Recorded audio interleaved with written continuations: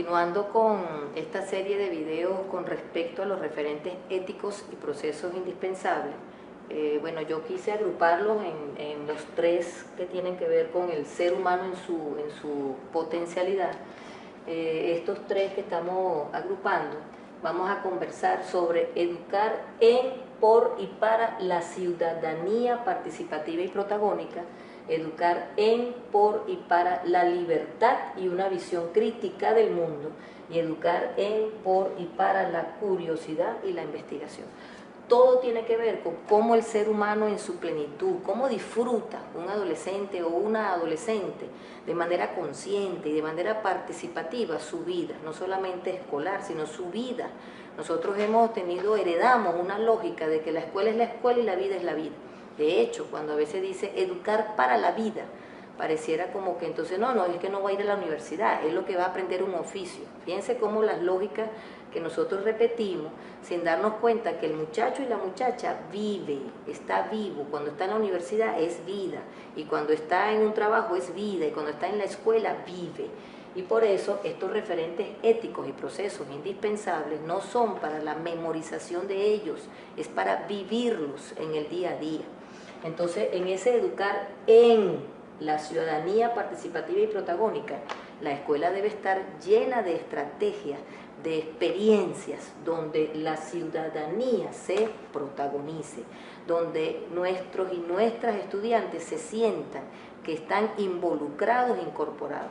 Si se están haciendo acuerdos de convivencia, los primeros y las primeras participantes son sus estudiantes, que puedan opinar, que puedan decir lo que piensan, que puedan participar en la toma de decisiones de una escuela, en lo organizativo, en lo comunitario, en lo comunicacional. Entonces, ¿cómo puede una persona, yo quiero que egrese participativo y protagónico? Y entonces en una escuela, siéntate, cállate, el niño no sabe, el niño no es gente, el niño no opina, el que es grande es el que sabe, el que es pequeño no sabe. Entonces todas esas lógicas que nosotros reproducimos en el día a día contradicen lo que decimos, entre comillas, es lo que quiero egresar. Por eso es que parte de las contradicciones que vivimos en la sociedad es que un muchacho y una muchacha pasa 15 años en una escuela donde queremos que salga como un ciudadano de una forma según los fines de la educación, y resulta que el día a día de la práctica es totalmente distinto. Todas las personas que hacen vida en una escuela deben sentirse que participan de manera protagónica en los asuntos de la escuela y en los asuntos de la comunidad. En este sentido, quiero hacer una memoria histórica. Parte de lo que nuestros maestros y maestras deben estar siempre atentos cuando están discutiendo y planificando es la memoria histórica, que a nosotros, inclusive intencionalmente, siempre se nos quiere arrebatar. Nosotros venimos, por ejemplo, de una democracia representativa. En la democracia representativa se decía que la forma directa de participar era el voto. Entonces nos acostumbramos como ciudadanos y ciudadanas a simplemente ir a votar y ya no participo. Entonces, los representantes, fíjense el concepto de la democracia representativa, los representantes y las representantes entonces hacen y deciden por mí. En el artículo 5 de la Constitución de la República Bolivariana de Venezuela se establece entonces en una participación protagónica, en una democracia participativa y protagónica, que yo puedo ir a votar de manera indirecta. Fíjense lo revolucionario que es que una sociedad donde votar era lo directo, votar hoy es lo indirecto, porque lo directo es participar en los asuntos públicos, en los asuntos sociales, políticos, económicos, culturales y ambientales de la sociedad. Entonces, un estudiante de la década de los 90, de la década de los 80, se les enseñó a vivir en una sociedad representativista. Un estudiante desde el año 99 hasta hoy tiene que entrar en un sistema educativo que se le enseña a participar de manera protagónica. Por lo tanto, fíjense cómo se están reforzando las vocerías estudiantiles, que en el consejo comunal ya el muchacho y la muchacha no tienen que aprender que está un representante de la comunidad, no, está un vocero y una vocera, que las discusiones y las decisiones las toma la comunidad y tiene una vocería. En los liceos y escuelas, nuestros y nuestras estudiantes participan, discuten, toman decisiones y tienen sus vocerías. Ve cómo es completamente diferente el enfoque. Entonces, si ese enfoque es participativo y protagónico, la escuela debe estar lleno de eso, incluyendo el director.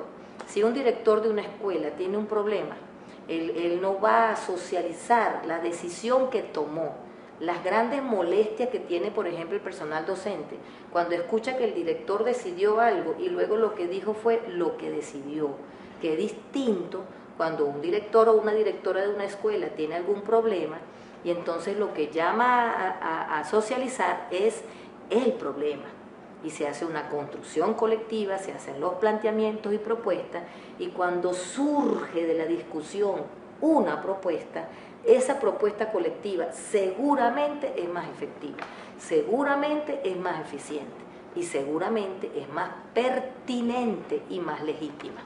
Ese es el trabajo que debe de prevalecer siempre en la dinámica diaria de una escuela, que las acciones y decisiones se construyen entre todos y todas.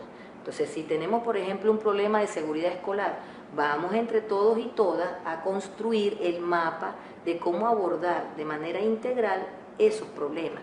Cuáles son los problemas más sentidos de una comunidad, se construyen entre todos y todas, no lo decide un director, o no lo decide un estudiante, o no lo decide un miembro de una comunidad, sino que se hacen mesas de trabajo, se hacen comités, como está establecido en el Consejo Educativo, en la resolución 058, hay un consejo educativo donde participan todos y todas, y hay comités de trabajo donde participan todas aquellas personas que se incorporan de manera voluntaria y democrática, y existen las mesas de trabajo donde se hacen los planteamientos, donde se hacen las propuestas y van surgiendo las propuestas y las decisiones de manera colectiva. Eso debe ser práctica cotidiana en nuestras instituciones educativas. Educar en, por y para la libertad y una visión crítica del mundo. Nosotros tenemos rapidito, pero lo debo decir porque es parte de lo que queremos reflexionar y socializar. La enajenación, que es una forma de locura mediante la cual el ser humano se hace extraño a sí mismo, hace que nosotros perdamos la perspectiva inclusive de vida. El capitalismo, la comercialización, el consumismo. Cuando una gente no tiene para darle de comer al hijo, pero la plata que tiene la gasta para comprar algo que está de moda o porque es una marca, entonces pierde la perspectiva inclusive de qué estoy haciendo, o por qué estoy haciendo ese acto o esa cosa. A veces, por ejemplo, imagínense una educación inicial, un preescolar, donde hicieron todo un gasto y toda una participación de gente con la comunidad para hacer un concurso de preescolar donde escogeremos la niña más linda del preescolar. ¿Por qué será eso enajenación y por qué será eso pérdida de perspectiva? ¿Sí será que hay una niña más linda que otra en un preescolar? ¿No será que todas las niñas son hermosas? ¿No será que en vez de estar enseñando a valorar la belleza, la hermosura de los seres humanos en toda su condición, lo que estamos es heredando otras formas de concebir la belleza? Estamos usando inclusive jurados y gastamos todo un esfuerzo que en vez de fortalecer la convivencia, lo que hacen es fortalecer el individualismo, la intolerancia y la competencia. Entonces son reflexiones que dejamos para que ustedes en sus mesas de trabajo discutan en qué consisten los referentes éticos y procesos indispensables, que definitivamente no son solo superficialmente para estudiarlos en una clase, sino que son, como lo estaremos reiterando de manera permanente, vivirlos en la cotidianidad. Entonces, ¿por qué me fui por ahí?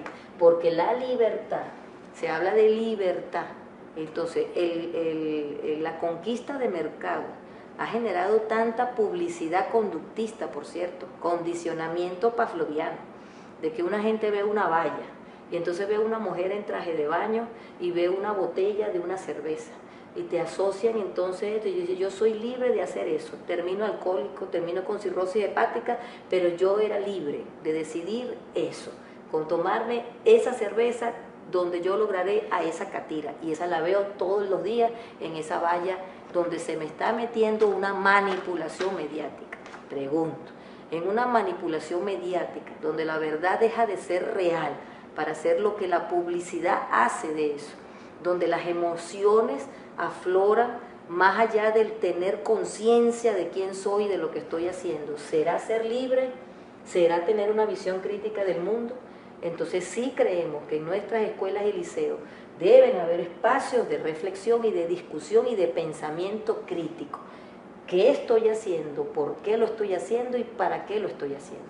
La diferencia entre la enajenación y la conciencia es que la enajenación son actos mecánicos donde no pienso lo que estoy haciendo. Actúo por publicidad, por mediática, por manipulación, por engaño, pero no actúo con conciencia y conocimiento de mis actos. Entonces nosotros debemos lograr en nuestros liceos, escuelas técnicas, que tengamos adolescentes y jóvenes conscientes y con conocimiento de sus actos. ¿Qué estoy haciendo? ¿Por qué lo estoy haciendo? ¿Para qué lo estoy haciendo? ¿Cómo lo estoy haciendo? ¿Con quiénes lo estoy haciendo? Pero para nosotros lograr una educación en, por y para la libertad y una visión crítica del mundo, debemos tener docentes con libertad y visión crítica del mundo. Y la libertad, los barrotes de la cárcel de un ser humano puede ser su propia enajenación. Un docente enajenado no puede generar desenajenación. Un docente con actos sin conciencia de lo que estoy haciendo, muy difícil puede hacer que otro ser humano tenga conciencia de sus actos. Entonces, por ejemplo, cuando un maestro dice, el que termine primero tiene 20, todos los días, 15 años diciendo, el que termine primero tiene 20, yo estoy seguro que cuando yo he expresado, porque he estado diciéndolo durante mucho tiempo, cuando yo hago esta reflexión con otros maestros y el maestro cae en cuenta que yo le estoy diciendo, un maestro que dice el que termine primero tiene 20, no está favoreciendo la solidaridad, la convivencia y la cooperación, sino que está favoreciendo el individualismo y la competencia. Y entonces después quiere que egrese el estudiante muy solidario y cooperativo con su comunidad. Es muy difícil tener un estudiante solidario y cooperativo con su comunidad después de haber sido entrenado pavlovianamente, el que termine primero tiene 20. Entonces, cuando el maestro dice, oye, yo hago eso, cae en cuenta, él está pasando de un maestro enajenado a un maestro consciente de su práctica, un maestro enajenado a un maestro desenajenado, que piensa su práctica. Y en este momento, porque en estos videos siempre vamos a estar relacionando cuáles son los referentes y cuáles son los retos del maestro y de la maestra como profesional de la educación, porque nosotros somos profesionales de la educación. ¿Y qué es un profesional de la educación? Un profesional que piensa su educación, que es consciente, investiga y trabaja su educación, donde el maestro y la maestra en su colectivo docente, educador, sabe lo que quiere, qué quiere lograr, cuáles son los propósitos que se trazan, y en sus acciones él lo que está es concretando esos propósitos. ¿Dónde está la disociación o dónde está la enajenación? Cuando en una planificación dice perfil del egresado, estudiante solidario y cooperativo, y en la práctica vamos a dar una clase de solidaridad y cooperación y el que termine primero tiene 20. Entonces es una tremenda contradicción entre lo que quiero y lo que hago. Ese proceso de desenajenación lo tenemos que lograr en estos espacios. Espacios de donde el maestro y la maestra con sus sábados pedagógicos, sus colectivos pedagógicos institucionales y en el circuito educativo, nos empecemos a mirar en nuestra práctica, no hacerla por hacerla, hacerla por hacerla, cumplir por cumplir, cuando no nos hemos sentado a pensarla en esa, digamos, pedagogía genuina de la conciencia y del conocimiento de nuestro hacer. Y educar en, por y para la curiosidad y la investigación. Entonces, por supuesto, si nosotros y nosotras valoramos los qués, los porqués y los para qués, nuestros y nuestras estudiantes también deben ser incorporados en esa riqueza de qué estudio, por qué estudio y para qué lo estudio. No solamente hacerlo de manera mecánica, que un muchacho le pregunta a un profesor, pero ¿para qué me sirve a mí esto que estoy estudiando? Y el profesor lo que le dice es, porque eso va para el examen. Y eso no es una respuesta digamos, del conocimiento realmente que el muchacho está aprendiendo. Por eso es que es un proceso, que el mismo profesor y la misma profesora se sienta a investigar con sus estudiantes. Nosotros hemos tenido en nuestros liceos, y ahí voy directamente a la educación media, porque la adolescencia es un periodo de vida de mucha curiosidad en su condición humana, en su condición. Se pareciera que cuando un muchacho está aburrido en un salón de clase, copiando un tema que no entiende, que está memorizando porque le tocó al profesor darlo sin ningún sentido y al muchacho aprenderlo sin ningún sentido, el muchacho está mutilando su condición humana de adolescente investigador, porque la adolescencia es investigación. Al adolescente y a la adolescente les gusta investigar, les gusta curiosear, les gusta saber, es un placer estudiar, es disfrutar, conocer. Y entonces, si eso es condición humana, conocer, aprender, curiosear, investigar, y entra a los salones de clase verticales, donde lo que voy a ver es la nuca del que está enfrente, lo que voy es a copiar un contenido libresco y lo que voy es a aprender algo para un examen donde ni siquiera sé para qué me sirve y que de paso ni lo aprendí, lo que hizo fue entrenarlo porque me toca sacar notas, incluyendo 20, porque hay gente que dice, no, es que el muchacho estudia por el 10, no, es que aunque saque 20, no es necesariamente una seguridad o una garantía de que lo está aprendiendo. No son los números lo que me dicen lo que está aprendiendo, son realmente los procesos que está desarrollando y evidenciar que lo aprendió. Entonces, ¿se evidencia que lo aprendió en un examen o se evidencia que lo aprendió haciéndolo? Entonces, es importante que nosotros abramos los espacios donde nuestros muchachos y muchachas, en vez de estar diciéndole no pregunte tanto, usted sí es preguntón, al contrario, es desarrollar que tenga la confianza de preguntar lo que se le pueda ocurrir, de no ridiculizarlo por una pregunta entre comillas tonta, porque si es una persona en formación, sus preguntas nunca serán tontas. Si es una persona en formación, yo no puedo pensar que yo, profesor, que ya me sé algo, me voy a burlar de una pregunta si se supone que ese muchacho está entrando en ese mundo de ese contenido que usted está abordando. Entonces no tiene sentido y mucho menos estar ridiculizando o subestimando o minimizando que al final nadie quiera preguntar, porque más bien se van a sentir intimidados e intimidadas si se le ocurre preguntar. Entonces, educar en por y para la curiosidad y la investigación debe ser trabajo de la planificación colectiva de todos los docentes y las docentes. Y en este punto, quiero ya para terminar esta nueva sesión, resaltar algo, que es este trabajo es colectivo. Los obreros y las obreras, personal administrativo, las cocineras y los cocineros, las mamás y los papás, se involucran en este mundo tan hermoso de crear estrategias, trabajos de campo, expediciones pedagógicas, seminarios, prácticas de laboratorio. Hay tanto abanico de estrategias posibles que puede hacer el maestro y maestra siempre y cuando tenga clarito el propósito. Pero quien debe tener el sartén amarrado por el mango, porque es el pedagogo y la pedagoga.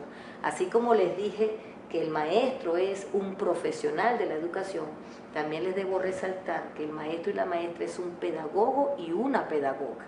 Y en este sentido, pues hagamos estas reflexiones, estos puntos que le vamos lanzando así de a poquitico, para que ustedes estudien, reflexionen, problematicen y cuestionen su práctica pedagógica. ¿Están vivos y vivas?